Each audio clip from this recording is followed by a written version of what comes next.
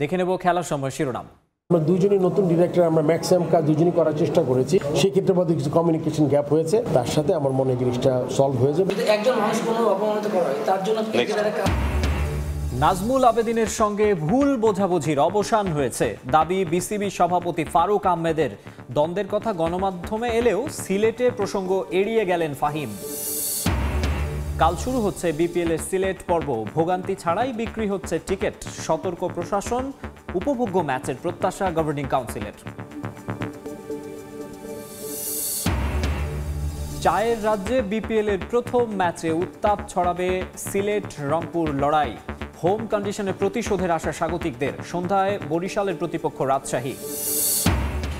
সক্ষমতা যাচাই না করেই বঙ্গবন্ধু স্টেডিয়ামের ওপর ভারী স্থাপনা দিয়ে শেড তৈরি করেছে ক্রীড়া পরিষদ। বারবার চাওয়ার পরও দিতে পারেনি নকশা। ভয়াবহ বিপর্যয়ের শঙ্কা। এই জায়গাগুলো কিছু বদলাবদলি করছে, খুব খুব ভালোভাবে বদলাবদলি করলে। এটার সাথে মেইন ওইটার সম্পর্ক নাই, but this can cause some accident. এবং জাতীয় লিগের ভেন্যু হলেও 25 বছরে উন্নয়ন হয়নি রংপুর ক্রিকেট গার্ডেনের। সংস্কার ও রক্ষণাবেক্ষণের অভাবে ধ্বংসস্তূপে পরিণত পঞ্চগড়ের 3 স্টেডিয়াম। খেলোয়াড়দের ক্ষোভ।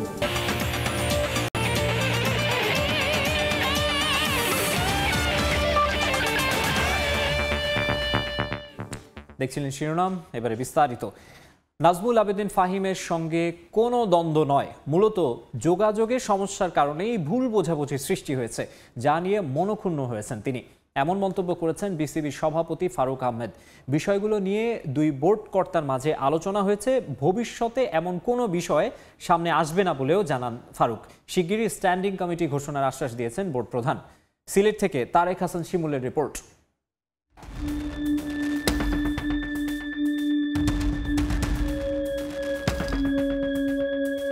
সাকিব তামিমের পর নতুন নাটক ক্রিকেট বোর্ডে। এবার প্রকাশ্যে এলো সভাপতি ফারুক আহমেদ ও পরিচালক নাজমুল আবেদিন ফাহিমের দ্বন্দ্বের বিষয়। 5 আগস্ট পরবর্তী বাংলাদেশে পরিবর্তন আসে ক্রিকেট বোর্ডেও। নতুন পরিচালক হয়ে আসেন ফারুক আহমেদ ও নাজমুল আবেদিন ফাহিম। জুলাই বিপ্লবকে ধারণ করা এই দুই কর্তার কথা ছিল একসাথে পথ চলে দেশের ক্রিকেটকে এগিয়ে নেয়ার। অথচ সভাপতি ফারুক আহমেদের একক কর্তৃত্বের কারণে এই দুই কর্তার দ্বন্দ্ব এখন আলোচনার কেন্দ্রে।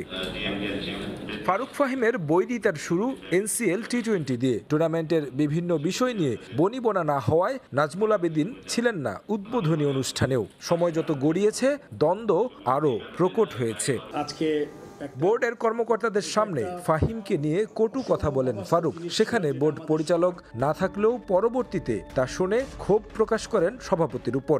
একই বোর্ডে দুই কর্তার দুই পথ, এসব বিষয় নিয়ে গণমাধ্যমে সভাপতির উপর একরকম ক্ষোভ প্রকাশ করেন নাজমুল আবেদিন ফাহিম। অভিযোগ করেন তিনি তার ইচ্ছে মতো কাজ করতে পারছেন না, যে কারণে পরিচালক পদও ছেড়ে দিতে চেয়েছিলেন। বিপিএল দেখতে এখন সিলেটে অবস্থান করছেন বিসিবি প্রেসিডেন্ট ও নাজমুল আবেদিন। ফাহিমের অভিযোগের বিষয়ে গণমাধ্যমের মুখোমুখি হন ফারুক আহমেদ। অজুহাত হিসেবে সামনে আনলেন যোগাযোগের অভাবকে। আমরা দুজনই নতুন ডিরেক্টর, আমরা ম্যাক্সিমাম কাজ দুজনই করার চেষ্টা করেছি।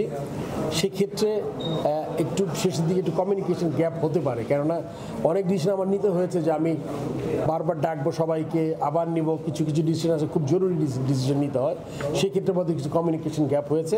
সেটা আমি আশা করি আজকে আমি আলাপ করেছি, আপনি যার কথা বলছেন তার সাথে আমার মনে হয় জিনিসটা সলভ হয়ে যাবে। 4 মাস পেরিয়ে গেলেও এখনো স্ট্যান্ডিং কমিটি দিতে পারেনি ফারুক আহমেদের বোর্ড, জানিয়েও মতের অমিল ফাহিমের সঙ্গে। বারবার গণমাধ্যমে বললেও অজানা কারণে পিছিয়ে যাচ্ছে স্ট্যান্ডিং কমিটি ঘোষণা। জানা গেছে নাজমুল আবেদিন ফাহিম চাইছেন ক্রিকেট অপারেশনসের দায়িত্বে আসতে। বোর্ড সভাপতি অবশ্য আবারও কথা দিয়েছেন দ্রুতই কমিটি দেয়ার। ওয়ার্কিং কমিটিটা আমি মনে করেছিলাম যে কোনো এক সময় আমরা একটা ইন্টারিম ইলেকশন করতে পারবো, so that we can take 2-3টা 5টা 7টা 10টা ডিরেক্টর নিতে পারি। একের অধিক কমিটি দিয়ে আমরা চেষ্টা করছি। এটা আমি করে এটা এখন লাস্ট মিনিট আমি ডিরেক্টরদের বলেছি আপনারা দেখেন। এসব বিষয় নিয়ে কথা হয়েছে দুই বোর্ড কর্তার। আশ্বাস দিয়েছেন সামনে আর হবে না এমন ভুল বোঝাবুঝি। আশা করবো আমি এরকম কোনো কিছু আর আগামীতে হওয়ার সম্ভাবনা কম। তারপর ছোটোখাটো একটু ডিসস্যাটিসফ্যাকশন থাকবে, বাট এটা আমরা যতটুকু পারি কোনো মেজর ইস্যু না হলে আমরা ঠিক করে ফেলতে পারবো। এদিকে গণমাধ্যমে আগে স্বীকার করলেও বিসিবি সভাপতি ফারুক আহমেদের সঙ্গে দ্বন্দ্বের প্রসঙ্গে সিলেটে সাংবাদিকরা প্রশ্ন করলে সেটা এড়িয়ে গেছেন নাজমুল আবেদিন ফাহিম। কেবল মাঠের খেলা সম্পর্কিত বিষয় নিয়েই কথা বলেছেন বিপিএল গভর্নিং কাউন্সিলের সদস্য সচিব। তিনি বলেন, ঢাকা পর্বের মতো সিলেট চট্টগ্রামেও উপভোগ্য ম্যাচের প্রত্যাশা করছেন। যদি একজন মানুষ কোনো অপমানিত করা হয় তার জন্য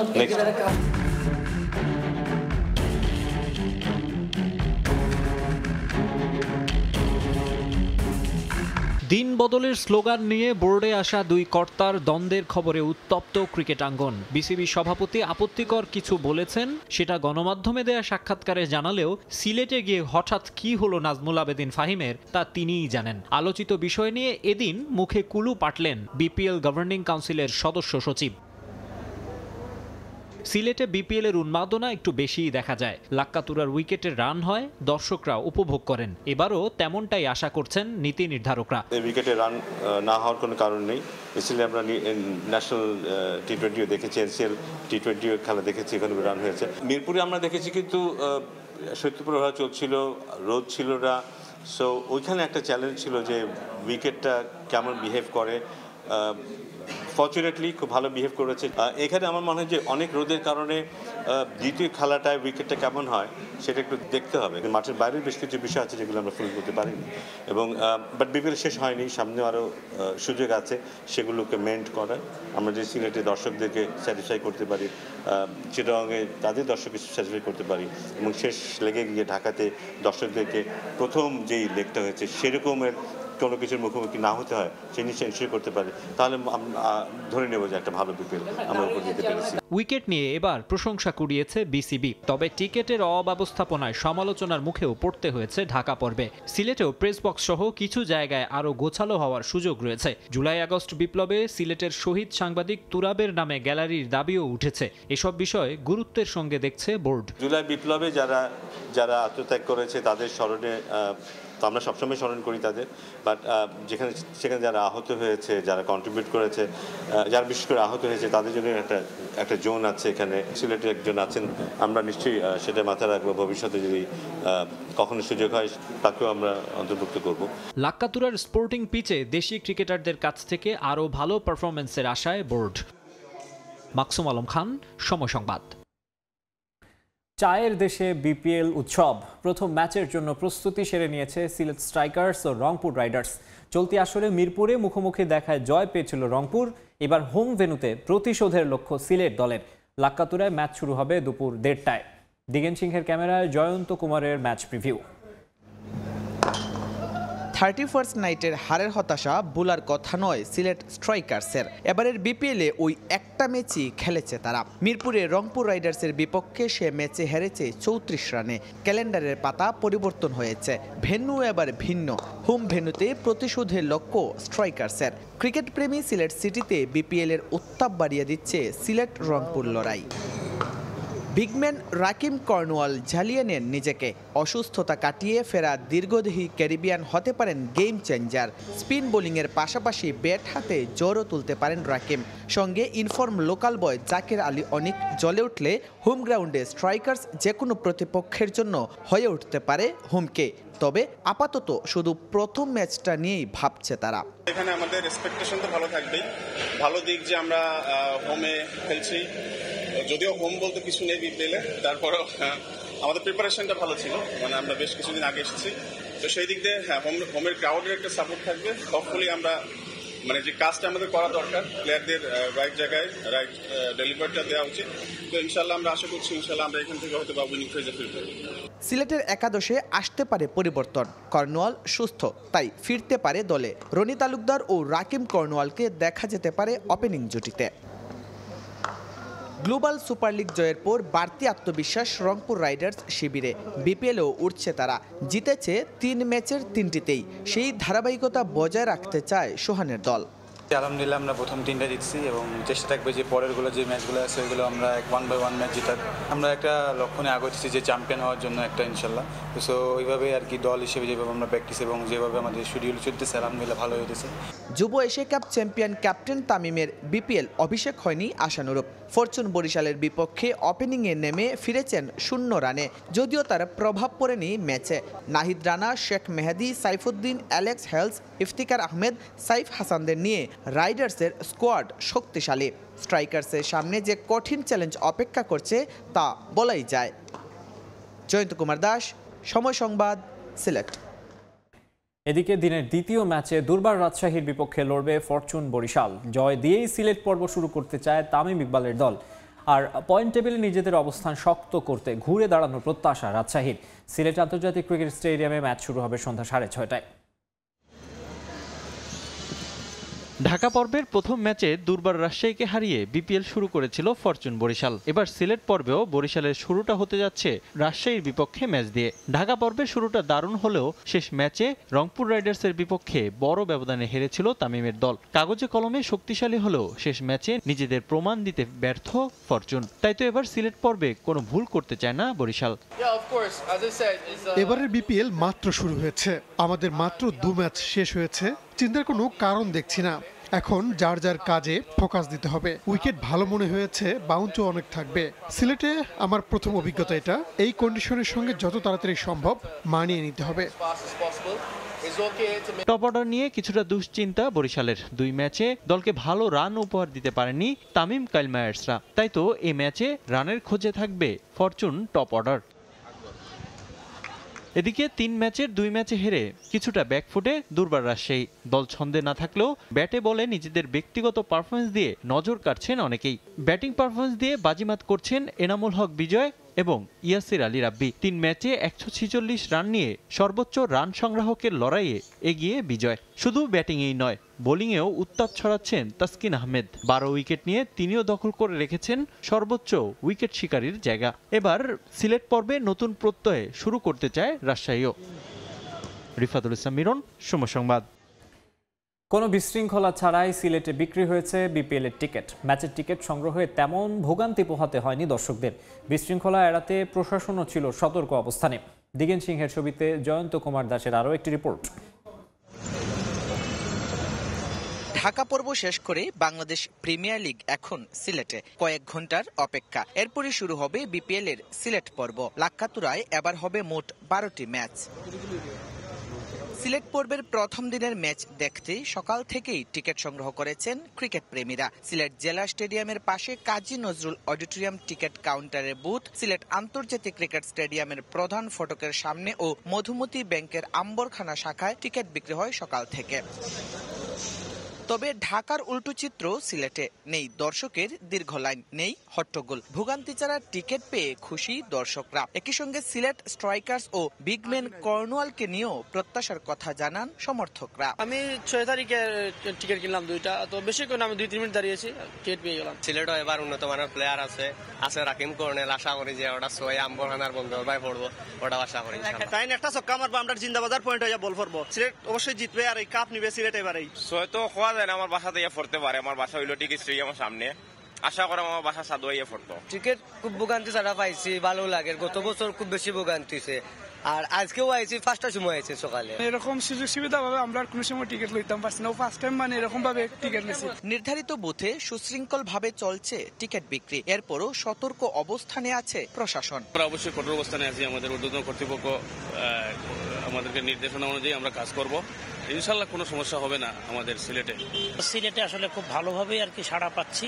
আমরা গতকাল থেকে আমরা এই কাউন্টার মানে লাক্কাতুরার কাউন্টারটা ওপেন করেছি, আর আজকে আমরা শহরে 2টা কাউন্টার খুলেছি এক সুন্দর পরিবেশে এবং কোনো বিশৃঙ্খলাহীনভাবেই আপনার টিকিটটা সেল হচ্ছে এবং আমরা আশাবাদী যে এই সেলটা আরো ডে বাই ডে বাড়বে। সিলেটে বিপিএল টিকিটের সর্বনিম্ন মূল্য 150 টাকা এবং সর্বোচ্চ 2000 টাকা।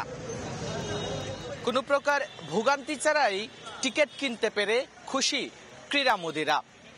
অন্যদিকে দর্শক মেরমেরা নয়, গ্যালারি ভর্তি দর্শক পূর্ণ হয়ে জমবে সিলেট পর্বের বিপিএল আসর, এমনটাই প্রত্যাশা আয়োজকদের। জয়ন্ত কুমার দাস, সময় সংবাদ, সিলেট।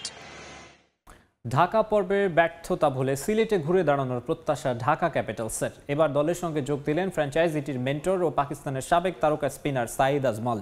নিজের খেলোয়াড়ি জীবনের অভিজ্ঞতা দলের স্পিনারদের জন্য বড় ভূমিকা পালন করবে বলে মনে করেন নাজমুল।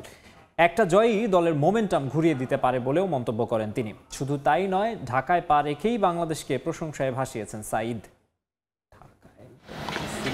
কখনো ফ্র্যাঞ্চাইজিটির ক্রিকেটার হয়ে কখনো আবার দলের মেন্টরের দায়িত্বে। ঢাকার ফ্র্যাঞ্চাইজিটির সঙ্গে পাকিস্তানের সাবেক ক্রিকেটার সাঈদ আজমলের সম্পর্কটা বেশ গভীর। আগে বিপিএলে ঢাকার হয়ে বল হাতে ঝড় তুললেও এবার দলের মেন্টরের ভূমিকায় কাজ করতে ঢাকায় পা রাখলেন পাকিস্তানের সাবেক এই তারকা ক্রিকেটার। ঘটা করে দেশের তারকাদের পারফরমেন্সে থিম সং প্রকাশ, বিদেশি খেলোয়াড়দের অন্তর্ভুক্তি, কোনো কিছুই মাঠের পারফরমেন্সকে পরিবর্তন করতে পারছে না। বিপিএল এর শুরু থেকেই বেহাল দশা ঢাকা ক্যাপিটালসের। ঢাকা পর্বে দলটার হতশ্রী পারফরমেন্স হতাশ করেছে ক্যাপিটালস প্রেমীদের। টুর্নামেন্টের উদ্বোধনী দিনে রংপুর রাইডার্সের বিপক্ষে হার, এরপর দুর্বার রাজশাহী আর খুলনা টাইগার্সের বিপক্ষে হারের ক্ষতসঙ্গী করেই মাঠ ছাড়ে দলটা। অধিনায়ক থিসারা পেরেরার 60 বলে 103 রানের অপরাজিত ইনিংসও খুলনা টাইগার্সের বিপক্ষে ম্যাচ জয়ে রাখতে পারেনি কোনো ভূমিকা। তবে সিলেট পর্বে এবার হারের বৃত্ত থেকে ঘুরে দাঁড়ানোর লক্ষ্য দলটার, যেখানে ক্রিকেটারদের পরামর্শ দিয়ে বড় ভূমিকা পালন করবেন সাঈদ আজমল। সিলেট পর্বে আর কোনো ভুল নয়, পাকিস্তানের সাবেক এই তারকা স্পিনারের পরামর্শে জয় তুলে নেবে সিলেট বলে প্রত্যাশা খোদ সাঈদ আজমলের। ढाका को ज्वाइन किया है तो इससे मैं पहले भी खेल चुका हूँ, तो बड़ा अच्छा लगा यहाँ पे एज ए मेंटोर इनको ज्वाइन करना। कम्युनिकेशन का कोई मसला नहीं है यहाँ पे, और बड़े अच्छे हैं, सारे हेल्पफुल हैं। कोच, हेड कोच बड़ा ज़बरदस्त है। जैसे ही जीत का मोमेंटम हम स्टार्ट करेंगे, मुझे उम्मीद है कि हमारी टीम और बेहतर हो जाएगी। ओवरसीज़ प्लेयर वो भी आने हैं, मे भी 1-2 दिन में आ जाएं। बांग्लादेश तो सिमिलर पिचेस है पाकिस्तान जैसी, और हमेशा मैं यहाँ पे इंजॉय किया है और हमेशा अच्छी क्रिकेट खेली है। और मैं जो अच्छी क्रिकेट खेली हुई है मैंने उसका पॉजिटिव माइंड इन यंगस्टर में कन्वर्ट कर रहा हूँ, ताकि आने वाले टाइम में बांग्लादेश के जो यंग प्लेयर हैं, स्पेशली स्पिनर, वो आके परफॉर्म करें। এদিকে বাংলাদেশ নিয়ে স্মৃতি রোমন্থনও করেছেন ঢাকা ক্যাপিটালসের মেন্টর সাঈদ আজমল। বাঙালিদের ভালোবাসায় তিনি মুগ্ধ বলেও মন্তব্য করেন। एक्चुअली मैं पहले बीपीएल खेलता रहा हूँ, और यहाँ बांग्लादेश में मैंने बहुत सारी क्रिकेट खेली है। 2 वर्ल्ड कप भी खेले हैं मैंने यहाँ का, 2011 और 14 के वर्ल्ड कप भी यहाँ खेला है, एशिया कप खेला है। तो जब भी मैं यहाँ पे आता हूँ इंजॉय तो करता हूँ। यहाँ पे बहुत मोहब्बत मिलती है, क्राउड बड़ा हेल्पफुल है। बाहर जाते हैं तो बहुत सारे वार्म पिक्चर बनाना चाहती है, तो इंजॉय करते हैं यहाँ पे हमेशा भी। মাঠে পারফরমেন্সের পরিবর্তন আনতে ভিন্ন সব পরিকল্পনা আনছেন ঢাকা ক্যাপিটালসের মেন্টর ও পাকিস্তানের সাবেক তারকা স্পিনার সাঈদ আজমল। তাজিন খন্দকার, সময় সংবাদ। নতুন করে লোড ক্যালকুলেশন না করেই 70 বছরের পুরানো বঙ্গবন্ধু স্টেডিয়ামের ওপর ভারী স্থাপনা দিয়ে শেড তৈরি করছে জাতীয় ক্রীড়া পরিষদ। বারবার চাওয়ার পরও স্টেডিয়ামটির স্ট্রাকচারাল ডিজাইন দিতে পারেনি এনএসসি। যে প্রতিষ্ঠান ছাউনির নকশা করেছে তারাও দিয়েছে বিভ্রান্তিকর তথ্য। ইচ্ছে মতো কাঠামো সংযোজন কিংবা পরিবর্তনে শঙ্কা রয়েছে ভয়াবহ বিপর্যয়ের। এস এম ইকবালের রিপোর্ট।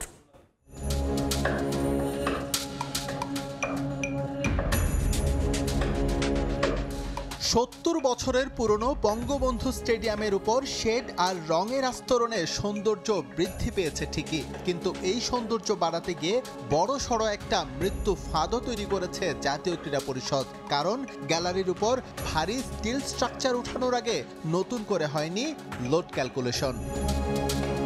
নির্মাণের 41 বছর পর 1996 সালে প্রথমবারের মতো এই স্টেডিয়াম নিয়ে মাথা ঘামায় বুয়েট প্রতিনিধি দল। তাদের গবেষণায় উঠে আসে স্টেডিয়ামটির রুগ্ন দশা। তারও প্রায় 2 যুগ পর এটি সংস্কারের উদ্যোগ নেয় ক্রীড়া পরিষদ। শুধুমাত্র সেই সংস্কারের উপর ভিত্তি করেই কোনো স্টাডি ছাড়া স্থাপনাটির উপর চাপানো হচ্ছে এবার হাজার হাজার টনের লোহা লক্করের বোঝা।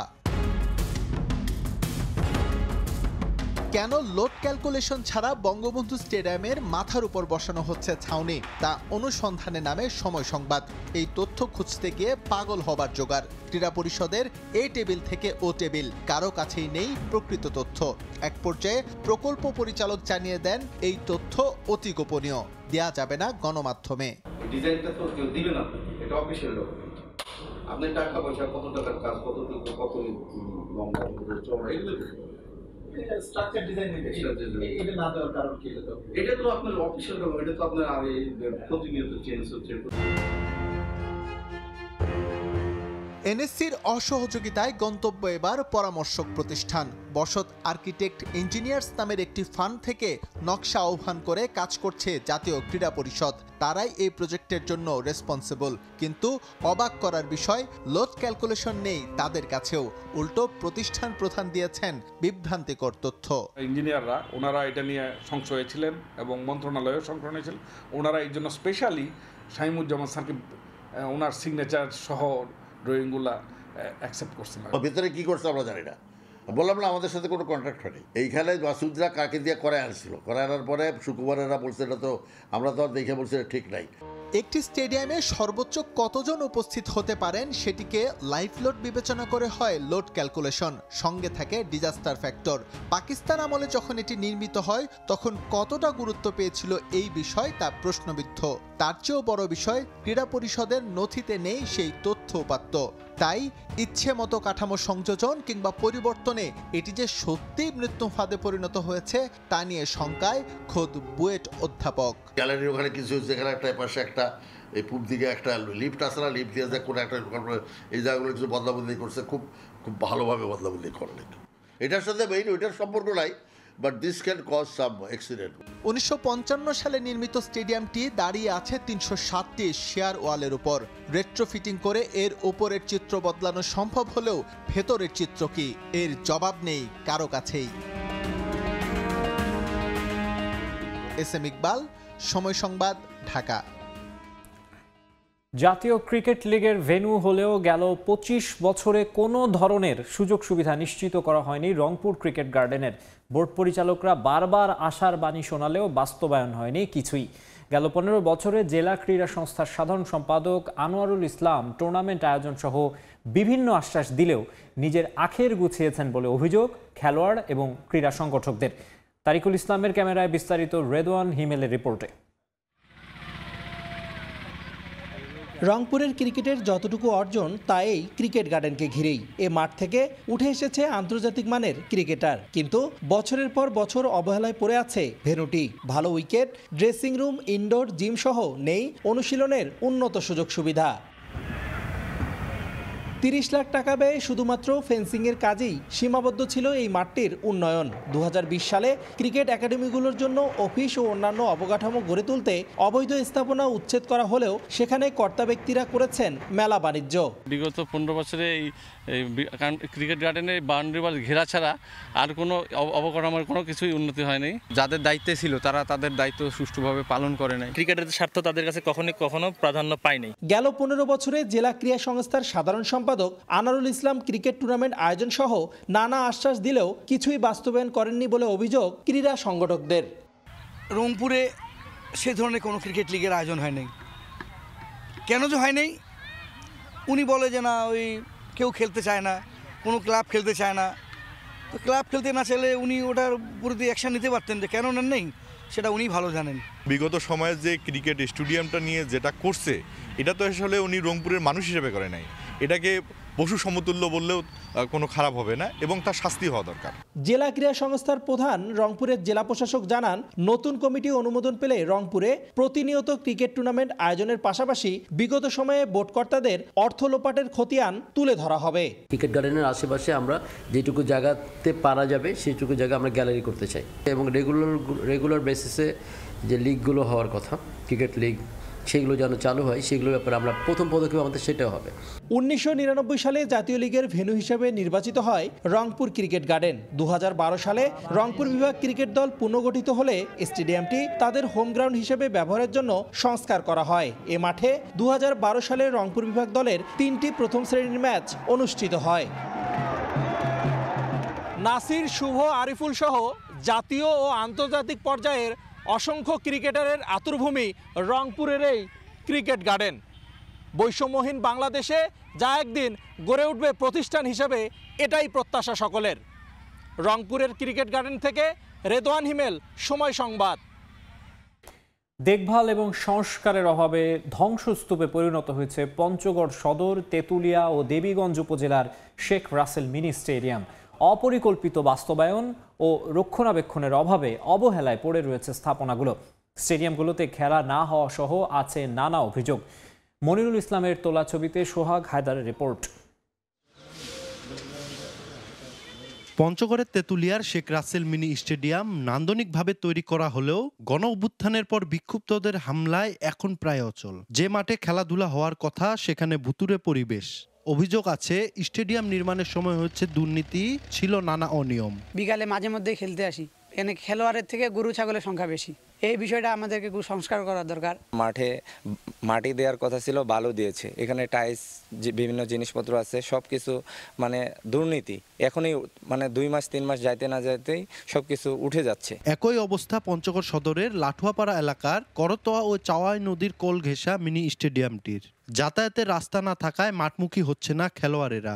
দেখভালের অভাবে সন্ধ্যার পর যা পরিণত হয় মাদকাসক্তদের আড্ডাখানায়। ওই স্টেডিয়ামে এই রাস্তা দিয়ে যাতায়াত করতে হয়, রাস্তার অনেক খারাপ অবস্থা, আর তেমন লোকজন এই রাস্তা দিয়ে আসে না। স্টেডিয়াম হয়েছে এমন জায়গায় এখানে কেউ খেলতেও আসে না। প্রথম পর্যায়ে দেবীগঞ্জ উপজেলা শেখ রাসেল মিনি স্টেডিয়ামটি নির্মাণ হলেও রয়েছে নানা অভিযোগ। স্টেডিয়ামটির নকশায় গ্যালারি সহ ভবন থাকলেও তা নির্মাণ না করেই বুঝিয়ে দেয়া হয় প্রকল্প। শেখ রাসেল মিনি স্টেডিয়াম মাঠ হওয়ার পরে যে অবস্থা, আগেও সেই অবস্থায়। এখানে আমরা সেরকম সুযোগ সুবিধা পাচ্ছি না।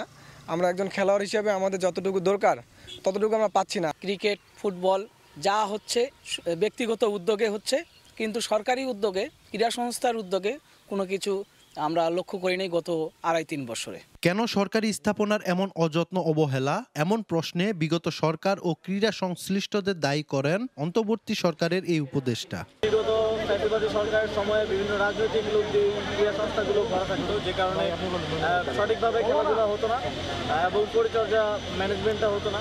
আশা করি নতুন কমিটি হওয়ার পরে তারা দায়িত্ব গ্রহণ করলে স্টেডিয়ামগুলোর সংস্কার, ম্যানেজমেন্ট এবং সেখানে নিয়মিত খেলাধুলা আয়োজন করা, এবং আমরা ফেডারেশনগুলোকেও বলেছি যে প্রান্তিক পর্যায়ে স্পোর্টসগুলোকে নিয়ে যাওয়ার জন্য। প্রথম ধাপে পঞ্চগড়ের দেবীগঞ্জে নির্মাণ হয় শেখ রাসেল মিনি স্টেডিয়াম, আর দ্বিতীয় ধাপে প্রায় 20 কোটি টাকা ব্যয়ে এক প্রজেক্টে ঠাকুরগাঁয়ের দুটির সঙ্গে পঞ্চগড় সদর ও তেঁতুলিয়া শেখ রাসেল মিনি স্টেডিয়াম নির্মাণ করে জাতীয় ক্রীড়া পরিষদ।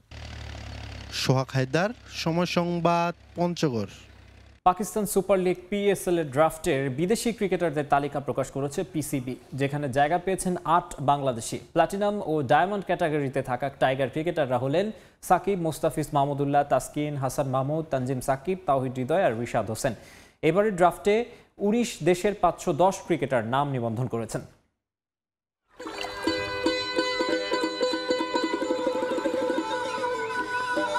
উত্তর পূর্বে খাইবার পাখতুনখোয়া, দক্ষিণ পূর্বে সিন্ধু, উত্তরে আফগানিস্তান, দক্ষিণে আরব সাগর, পূর্বে পাঞ্জাব, পশ্চিমে ইরান, বেলুচিস্তান, পর্বতশৃঙ্গ আর অনুর্বর ভূমি। তবে এ এক মোহনীয় সৌন্দর্য।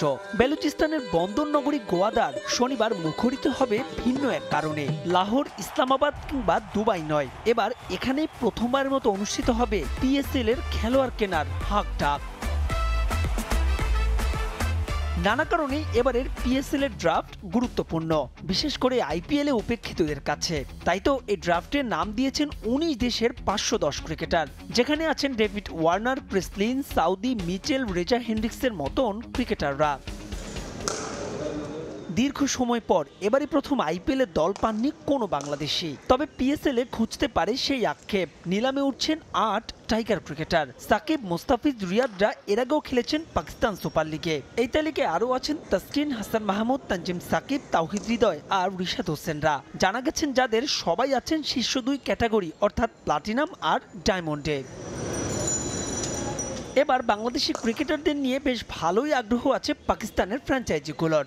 দেশটির একাধিক সংবাদ মাধ্যমের দাবি, এই 8 জনের মধ্যে দল পাবেন প্রায় অধিকাংশরাই। PSL কর্তৃপক্ষ জোরসে প্রচারণা চালাচ্ছেন টাইগার ক্রিকেটারদের নিয়ে। PSL এর এবছরের নিয়মে ড্রাফটের আগে এক ফ্র্যাঞ্চাইজি সর্বোচ্চ 8 ক্রিকেটার ধরে রাখতে পারে। বর্তমান চ্যাম্পিয়ন ইসলামাবাদ ইউনাইটেড, লাহোর কালান্দার্স আর কোয়াটা গ্ল্যাডিয়েটর্স 8 জন করে খেলোয়াড় ধরে রেখেছে। বাকি 3 ফ্র্যাঞ্চাইজি অর্থাৎ করাচি কিংস, মুলতান সুলতানস আর পেশোয়ার জালমি ধরে রেখেছে 7 জন করে। PSL সাধারণত ফেব্রুয়ারি মার্চে হয়, কিন্তু চ্যাম্পিয়ন্স ট্রফির কারণে এবার তা পিছিয়ে গেছে 8 এপ্রিল থেকে 19 মেতে। আবার যে সময় চলবে IPL এর 18তম আসরও। তাই তো ইগল লড়াই, সঙ্গে টক্কর হবে 2 দেশের সেরা 2 ফ্র্যাঞ্চাইজি লিগেরও। মাহবুব রিমন, সময় সংবাদ। এবার নারী ফুটবল লিগেও পেশাদারিত্ব আনতে চায় বাংলাদেশ ফুটবল ফেডারেশন। ফিফার গাইডলাইন মেনে 6 মাসে 60 ম্যাচের লিগ আয়োজন করতে চান বাফুফে নারী উইংয়ের চেয়ারম্যান। যার জন্য দেশের শীর্ষস্থানীয় ক্লাবগুলোর সঙ্গে আলোচনা করেন তিনি। যদিও আলোচনায় ছিল না বসুন্ধরা কিংস, ঢাকা আবাহনী, মোহামেডান ও ফোর্টিস এফসির মতো বড় ক্লাবগুলো। আর অর্থ সংকটের কারণ দেখিয়ে লিগ খেলতে ফেডারেশনের কাছে বড় অঙ্কের অর্থ দাবি আলোচনায় অংশ নেয়া ক্লাব প্রতিনিধিদের। তবে যেই আয়োজনটা, এই ছোট আয়োজনটা নিশ্চয়ই সকলের। দেশের ফুটবলে বিগত সময়ে যে কয়েকটি অর্জন তার সবকটি এসেছে নারী ফুটবলের হাত ধরে, অথচ সেই নারী লিগই সবসময় উপেক্ষিত। নিয়মিত গড়ায় না মাঠে, গড়ালেও অপেশাদার ভাবে কোনো মতে টুর্নামেন্ট শেষ করে বাংলাদেশ ফুটবল ফেডারেশন। এবার সেই নারী লীগ নিয়ে বড় পরিকল্পনা বাফুফের বর্তমান কমিটির। পেশাদারিত্ব আনতে ফিফার গাইডলাইন মেনে 6 মাসে 60 ম্যাচের নারী লীগ আয়োজন করতে চান বাফুফের নারী উইংয়ের চেয়ারম্যান। আর লিগে প্রতিদ্বন্দ্বিতা বাড়াতে পুল পদ্ধতিতে খেলোয়াড় বরাদ্দের কথা জানান তিনি। আমাদেরকে 6 মাস লিগের কন্টিনিউশন রাখতে হবে এবং মিনিমাম 90টা ম্যাচ হতে হবে, ঠিক আছে? তো সেই ক্রাইটেরিয়াকে সামনে রেখেই আসলে আমরা এবছরের লিগটাকে সাজাতে চাচ্ছিলাম। যাদের টাকা আছে তারা সমস্ত প্লেয়ারদেরকে নিয়ে এক জায়গায় ডাম্প করে রাখে, অন্য ক্লাবগুলোতে খেলার সুযোগ পায় না। তো এই বছর আমরা সেটা করব না, এবছর আমরা পুল করব, আমরা পুলে যাব, কারণ আমরা তো চাই কম্পিটিটিভ ম্যাচ, কম্পিটিটিভ লিগ। যার অংশ হিসেবে দেশের শীর্ষস্থানীয় ক্লাবগুলোর সঙ্গে বসেন মাহফুজ আক্তার কিরণ। যদিও আমন্ত্রণ পত্রের জটিলতায় সেখানে ছিল না বসুন্ধরা কিংস, ফোর্টিস এফসি, ঢাকা আবাহনী ও মোহামেডানের মতো দলগুলো। আর আলোচনায় অংশ নেওয়া ক্লাবগুলোর উদ্ভট দাবি, আর্থিক সংকটের কারণে 6 মাসের লিগ খেলতে প্রতি মাসে ফেডারেশন থেকে তারা চায় 10 লাখ টাকা। খেলোয়াড় বরাদ্দে পুল পদ্ধতির বিরোধিতাও করেন তারা। প্রত্যেকটা ক্লাবে ফিনান্সিয়াল ক্রাইসিসে ভুগতেছে, সেই ক্ষেত্রে আমাদের এখানে আজকে আলোচনা হয়েছে প্রতি মাসে যদি 10 লাখ টাকা করে দেওয়া হয় ফেডারেশনের পক্ষ থেকে, সেই ক্ষেত্রে হয়তোবা লিগ চালানো সম্ভব হতে পারে, আদারওয়াইজ এটা কেউই পারবে না। মহিলা ফুটবলের কোনো সাফল্য হলে দেখা যায় অনেক লোকজনের ভিড় থাকে, অনেক ক্লাবের অনেক বড় বড় লোকজনই মহিলা ফুটবলের জন্য এগিয়ে আসেন, কিন্তু আজকের মতবিনিময়ের সময় যখন তাদেরকে দেখি না তখন নিজের কাছেই খারাপ লাগে। আমরা ব্রাদার্স ইউনিয়ন ক্লাব আমরা চাই যে আমরা ছেলেদের পাশাপাশি মেয়েদের টিম নিয়েও আমরা কাজ করতে চাই। ব্রাদার্স ইউনিয়ন ক্লাব পুলের বিপক্ষে, আমরা পুল করতে চাই না। দেশের ফুটবল প্রেক্ষাপটে আকাশ কুসুম চিন্তা ভাবনা হলেও ফিফার স্বীকৃতি পেতে সঠিক পথেই এগুচ্ছে ফেডারেশন। এখন দেখার পালা সেখানে কতটা সফল হয় বাফুফের বর্তমান কমিটি, কারণ এর আগে তোড়ঝোড় করে নারীদের ফ্র্যাঞ্চাইজি লিগ আয়োজনের কথা জানালেও সেই লিগ কখনো দেখেনি আলোর মুখ। ফাহিম ইসলাম, সময় সংবাদ, ঢাকা। আবারও দেশের খেলাধুলার প্রসঙ্গ। উৎসব মুখর পরিবেশ ও নানা আয়োজনে ঐতিহ্যবাহী নারায়ণগঞ্জ ফুটবল একাডেমির 25 বছর পূর্তি উদযাপন করা হয়েছে। নগরীর ইসদাইর এলাকার ওসমানী পৌর স্টেডিয়ামে অনূর্ধ্ব-16 ফুটবল দলের প্রীতি ম্যাচের মধ্য দিয়ে অনুষ্ঠানের সূচনা করা হয়। এ সময় অতিথি হিসেবে উপস্থিত ছিলেন নারায়ণগঞ্জ ফুটবল একাডেমির চেয়ারম্যান তাজুল ইসলাম রাজীব, একাডেমির প্রতিষ্ঠাতা কোচ খলিলুর রহমান দোলন সহ সাবেক ফুটবলাররা।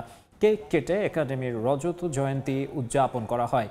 নারায়ণগঞ্জ ফুটবল একাডেমি থেকে 19 জন ফুটবলার জাতীয় দলে খেলার সুযোগ পেয়েছেন। ভবিষ্যতেও এই ধারা অব্যাহত থাকবে বলে প্রত্যাশা সংশ্লিষ্টদের। এ পর্যায়ে খেলার সময় শীর্ষ সংবাদ জানিয়ে দিচ্ছে আরেকবার। নাজমুল আবেদিনের সঙ্গে ভুল বোঝাবুঝির অবসান হয়েছে দাবি বিসিবি সভাপতি ফারুক আহমেদের। দ্বন্দ্বের কথা গণমাধ্যমে এলেও সিলেটে প্রসঙ্গ এড়িয়ে গেলেন ফাহিম। শুরু হচ্ছে বিপিএল এর সিলেট পর্ব, ভোগান্তি ছাড়াই বিক্রি হচ্ছে টিকিট, সতর্ক প্রশাসন। উপভোগ্য ম্যাচের প্রত্যাশা গভর্নিং কাউন্সিলের। এবং সক্ষমতা যাচাই না করেই বঙ্গবন্ধু স্টেডিয়ামের ওপর ভারী স্থাপনা দিয়ে শেড তৈরি করছে ক্রীড়া পরিষদ। বারবার চাওয়ার পরও দিতে পারেনি নকশা, ভয়াবহ বিপর্যয়ের শঙ্কা। এই ছিল খেলার সময়ের এখনকার আয়োজনের সঙ্গেই থাকুন সময়ের।